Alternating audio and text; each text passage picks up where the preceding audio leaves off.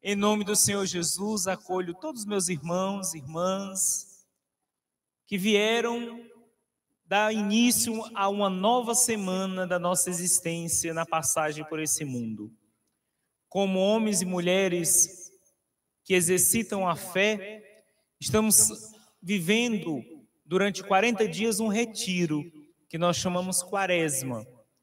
Mas é um retiro, na verdade, é uma preparação para um grande evento. Qual é o evento, Padre? O Tríduo Pascal de Cristo, a Quinta-feira Santa, a Sexta-feira Santa e o Sábado Santo, para a gente iniciar e viver bem esse ano a Páscoa do Senhor na nossa vida.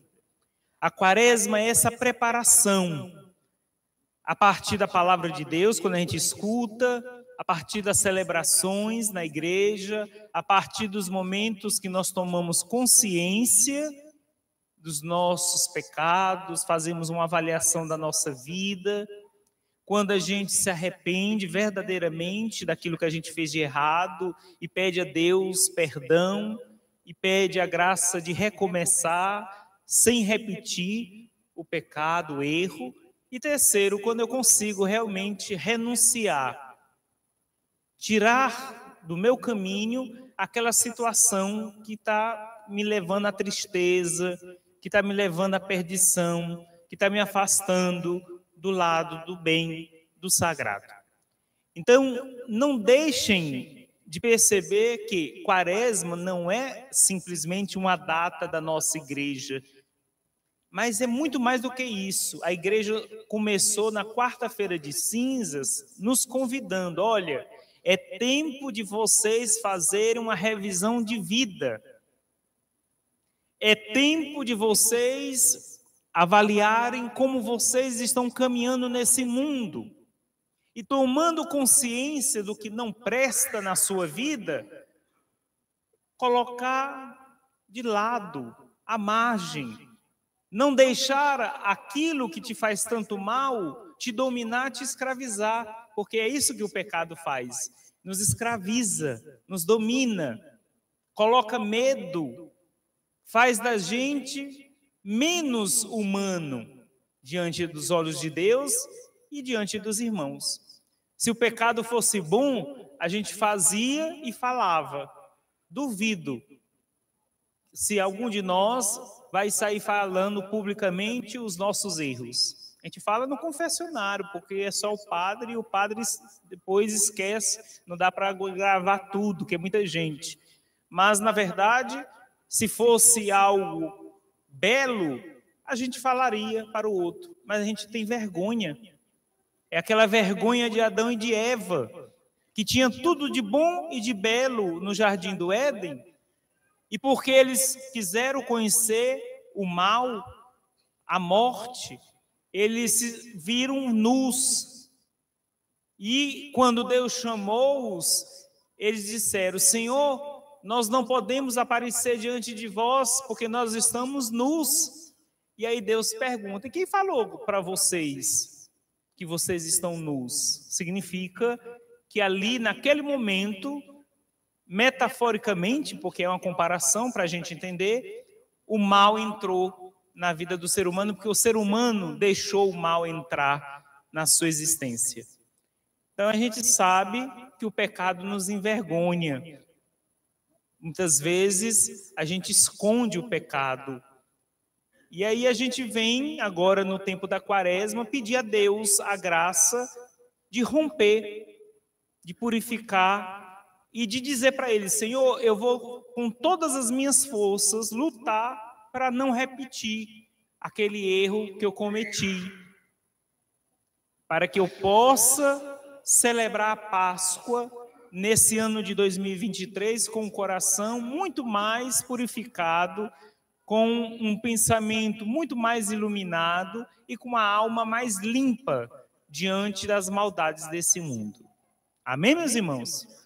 Então, é bom a gente entender o que a gente está celebrando, porque às vezes, principalmente nós, cristãos católicos, a gente passa o ano inteiro cumprindo uma agenda espiritual, mas nem entende por que está cumprindo aquelas datas importantes. São momentos importantes para que o nosso espírito evolua, a nossa espiritualidade cresça e eu me torne um homem, uma mulher melhor diante dos olhos de Deus e dos irmãos. A palavra que vai nos guiar durante essa segunda semana do retiro nos chama muita atenção para a confiança em Deus. Ou você confia ou você não confia. Não existe meio termo com Deus. Em outra passagem bíblica, Deus até diz assim: ou é frio ou é quente, morno eu vomito. Não sei se vocês lembram dessa passagem. Tem gente que acende uma vela para Deus e se não der certo o que a pessoa quer, acende uma vela para o espírito das trevas.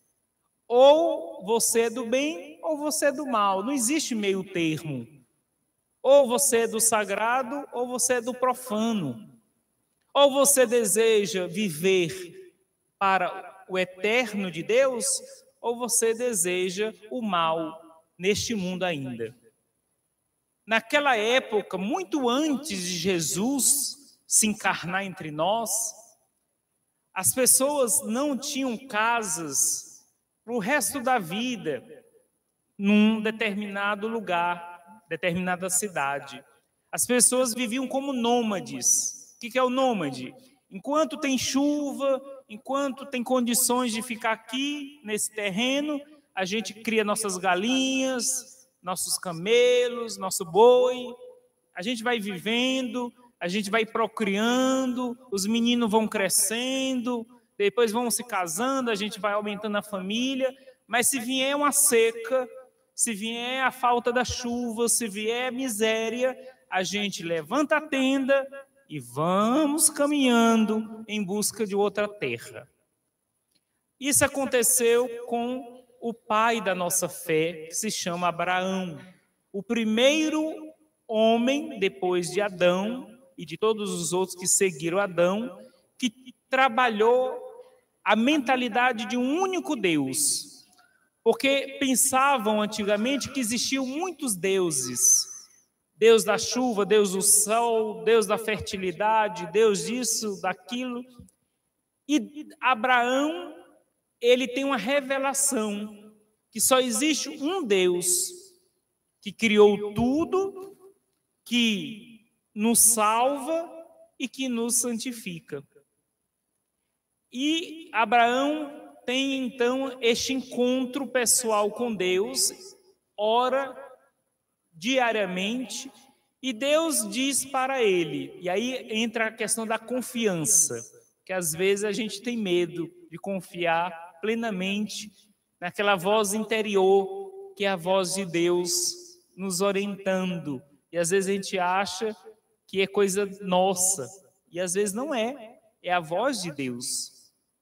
Porque nem sempre o que a gente quer é para o nosso bem, mas o que Deus quer, tenha certeza, lá na frente você tem bons resultados na sua vida. Às vezes a gente se chateia porque a gente investiu tempo, energia, até recursos financeiros num projeto e não deu certo. Tudo foi por água abaixo. Mas quando a gente para e pensa nessa leitura, a gente começa a entender, não, mas a gente tem que deixar Deus também falar, a gente tem que parar um pouquinho de ser apressado. Aquela velha história, né? O apressado come cru. É melhor comer com gosto, com calma. E esse comer com calma significa saber esperar o tempo de Deus também. Não querer tudo de forma imediata, porque a gente pode deixar perder tudo o que a gente deseja. Deus diz para Abraão, Abraão, você vai sair da cidade de Ur, na Caldeia, e vai tomar tua esposa, Sara, o teu rebanho, porque eles não tinham filhos, eles eram idosos, e vão para uma terra prometida. Essa terra se chama Canaã, e vocês vão, e lá eu vou fazer de você uma grande descendência. Vai nascer tanta gente da tua vida junto com a tua esposa, que se você contar todos os grãos de areia que existem no mundo, ainda serão poucos diante da quantidade das gerações que sairão da tua confiança em mim. Você confia, Abraão? E assim ele diz: confio, Senhor. Levanta a tenda, pega Sara e vão em busca de Canaã. E é lá em Canaã, quando chega nessa terra, que hoje é Israel, Terra Santa, que ele vai fazer todo um processo de mudança de vida, porque ele não tinha filho. E não ter filho naquela época significava castigo de Deus. Um casal que não tinha procriado era como fosse uma maldição. E Deus concede a Abraão e Sara, já na velhice, o primeiro filho, com uma outra pessoa, Agar, que é uma escrava, chamada Ismael, e depois Isaac, filho do casamento com Sara. E esses dois multiplicam e vão procriando Jacó, e de Jacó as tribos, e das tribos a humanidade. Isso significa o quê, gente? Retirar da leitura a confiança em Deus. Se ele tivesse dito assim: vou nada, não está tendo seca, eu estou bem, estou aqui na minha tenda protegido, as galinhas estão aumentando, os pintinhos estão nascendo, as cabras estão dando leite, está tudo bom. Mas não. A intimidade dele de saber escutar Deus era tão grande que, ao escutar o pedido de Deus, ele, obedecendo o Senhor, ele fez essa grande experiência da vida de fazer com que a humanidade entenda que só existe um Deus, e esse único Deus faz muito por nós. Agora a gente tem que trabalhar a nossa ansiedade, a gente tem que trabalhar a nossa confiança, a gente tem que saber também esperar o tempo de Deus. Não é cruzar os braços também e se acomodar, mas é tentar trabalhar um pouco essa nossa pressa de querer fazer tudo do nosso jeito. Às vezes a gente quebra a cara, dá murro em ponta de faca, sangra a mão e coloca tudo a perder quando a gente não deixa Deus falar no nosso interior. Então essa é a primeira mensagem para a segunda semana do retiro quaresmal. Mais confiança em Deus, mais calma quando você decidir desenvolver um projeto na sua vida, na vida da sua família, e principalmente dar tempo para Deus agir. Não queira fazer de hoje para amanhã. Deixa Deus também te iluminar, te dar novas alternativas, falar ao teu coração e à tua mente, como Abraão fez e foi tão feliz a ponto de multiplicar não só os bens materiais, mas a humanidade. Por fim, eu queria chamar a atenção para essa experiência maravilhosa do pós-morte. O que nós acabamos de ouvir no Evangelho é o que vai acontecer com cada um de nós. Jesus fez uma experiência com Pedro, Tiago e João. Ele não chamou os 12 apóstolos, não. Ele chamou só os 3. Pedro, Tiago e João. Para antecipar aos olhos do Espírito. Vamos pegar essa palavrinha, transfiguração. O que significa? Trans significa ir além. Figura é a imagem. É o que eu estou vendo vocês estão me vendo, é a imagem, figura. Ação é atitude. Então, quando eu junto essas 3 palavrinhas, transfigura, ação ou transfiguração, significa ir além da matéria, da figura, da imagem, do que eu estou vendo. Ir além. Não ficar parado somente no que eu estou vendo ou tocando concreto.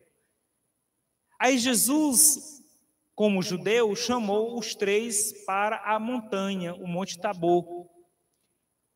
Era comum para os judeus tirar alguns dias durante o ano para fazer um retiro, como nós estamos fazendo nesses 40 dias. Só que eles faziam o seguinte, eles baixavam a porta do comércio, se fosse um comerciante, deixava a família lá com a comida, a mulher, os filhos, tudo direitinho, e iam para o deserto ou iam para a montanha, e ali ficavam em jejum, em oração, para poder fazer o seu momento de espiritualidade.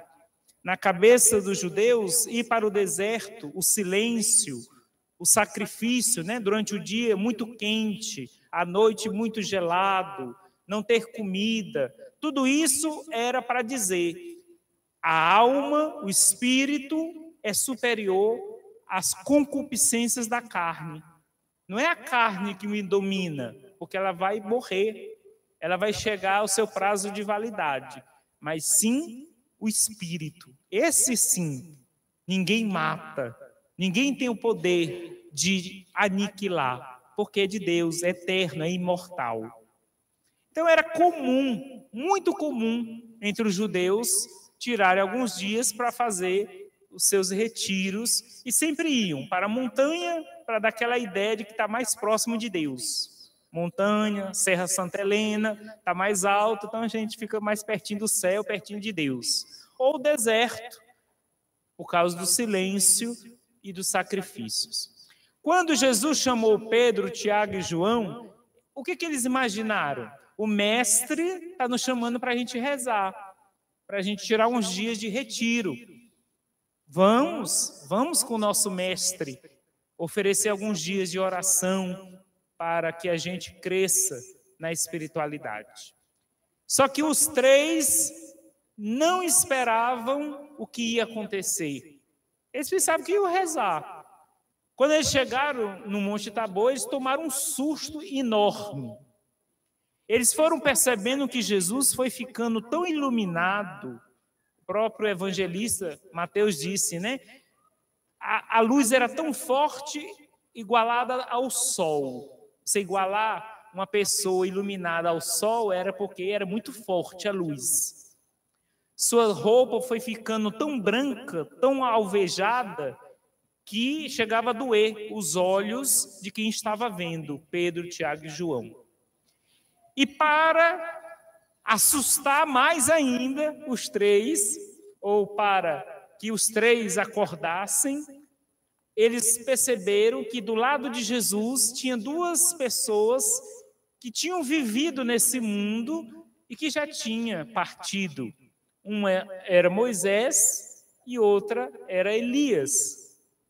Moisés e Elias conversando com Jesus. E não se tratavam de 2 almas, de 2 espíritos vagantes. Estavam conversando sobre a vida após o que nós chamamos de morte. Ou seja, os 3 estavam mostrando para Pedro, Tiago e João que eles não deixaram de existir. Moisés morreu antes de chegar na Terra Santa, com a multidão que fugiu do Egito. Moisés morreu. E como é que pode ele estar agora ali falando com Jesus? Elias foi arrebatado numa carroça de fogo, como diz a palavra de Deus, e saiu desse mundo. E como é que pode ele estar ali falando com Jesus agora?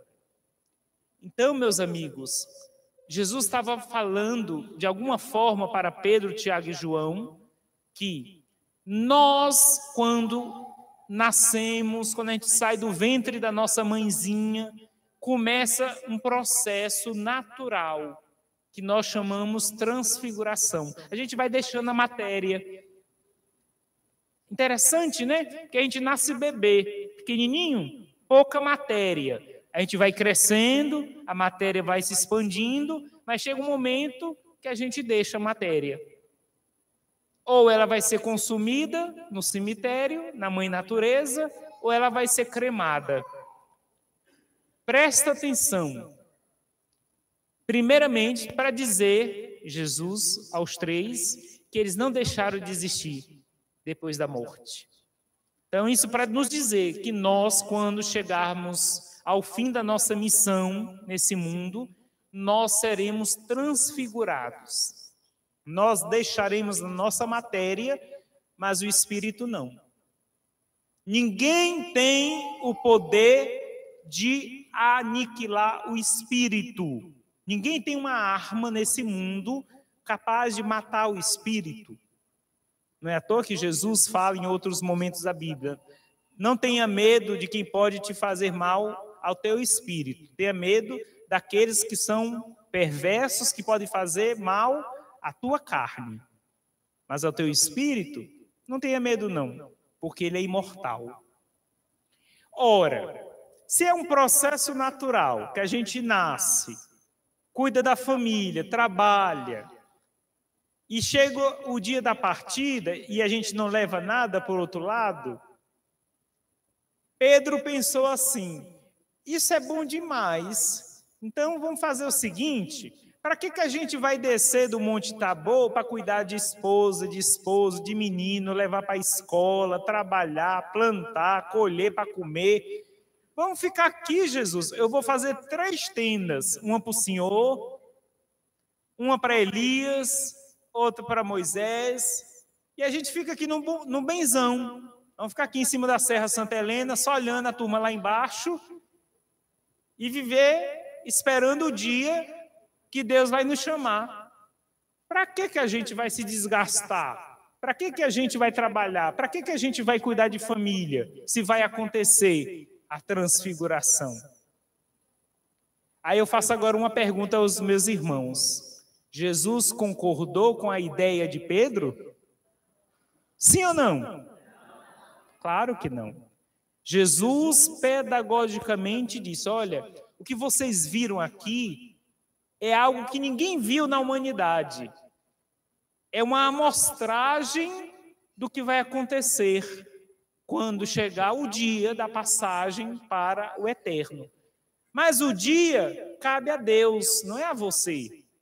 Você pode fazer cirurgia, colocar botox, tomar vitamina, você pode até retardar um pouco, mas vai chegar o dia da sua partida. Queira você sim, queira você não, vai chegar o dia da partida. A transfiguração é um processo natural que vai acontecer com todo mundo. Se aconteceu com Moisés, Elias e o próprio Jesus mostrou, quanto mais nós, criaturas de Deus frágeis. Então, Jesus pedagogicamente corrigiu Pedro dizendo: de jeito nenhum, nós vamos descer do monte e vamos continuar a nossa vida. Vamos continuar a cumprir com a nossa missão. Vamos cuidar dos nossos filhos. Vamos cuidar do nosso esposo, da nossa esposa. Vamos trabalhar para termos qualidade de vida. Vamos cuidar desse mundo que o meu Pai nos deu. Não é para ficar aqui debaixo de uma tenda esperando o dia da morte, não. E nem antecipar a transfiguração. É o curso natural da vida, a transfiguração. Deus sabe o dia e a hora que a transfiguração total vai acontecer em cada um de nós. Deus sabe. E aí eu termino fazendo uma pergunta, porque está aqui no texto, mas Jesus não faz de forma direta. Ele deixa Pedro, Tiago e João pensar.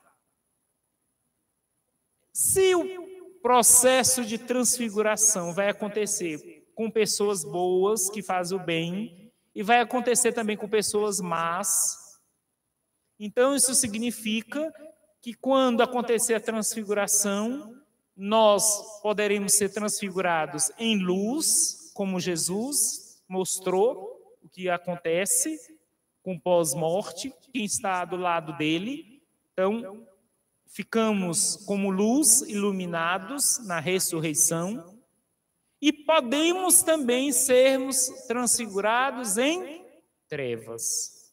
Se eu não optei pelo bem, o que eu levo por outro lado não vai ser a roupa de marca, nem a joia que vale muito, nem o carro do ano e nem a minha rocinha. Não levo. O que eu vou levar justamente é o que eu registrei nesse espírito durante a minha passagem nesse mundo. Aí sim, a minha transfiguração, ou seja, ir além da matéria, é o que eu vou mostrar para Deus. É o que a gente chama de juízo final. Nesse dia, nós vamos espiritualmente dizer para Deus: Senhor, foi assim a minha vida. Assim foi a minha passagem no mundo. Então, é para nos ajudar no retiro, para a gente responder para Deus: Senhor, eu quero ser transfigurado em quê? Em luz ou em trevas? Eu quero em luz. Espero que vocês queiram também. E para ser transfigurado em luz, o que é necessário?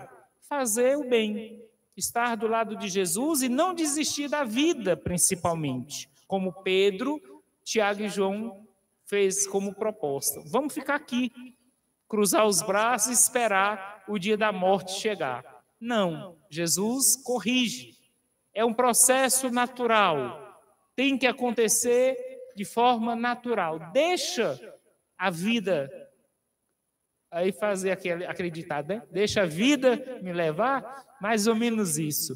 Vai no teu tempo, com Deus, com confiança, porque Ele sabe o dia e a hora certos para que você seja transfigurado totalmente diante dEle, e espero que nós todos sejamos transfigurados em luz, como Ele mostrou para Pedro, Tiago e João. Amém, meus irmãos? Que esse conhecimento, então, nos ajude. Termino pedindo isso a vocês. Nos ajude nessa segunda semana do nosso retiro quaresmal a dizer para Deus, seja em casa, no jardim, no quintal, na igreja: Senhor, me ajude, que meu espírito seja transfigurado em luz. Afasta do meu espírito as trevas. Amém?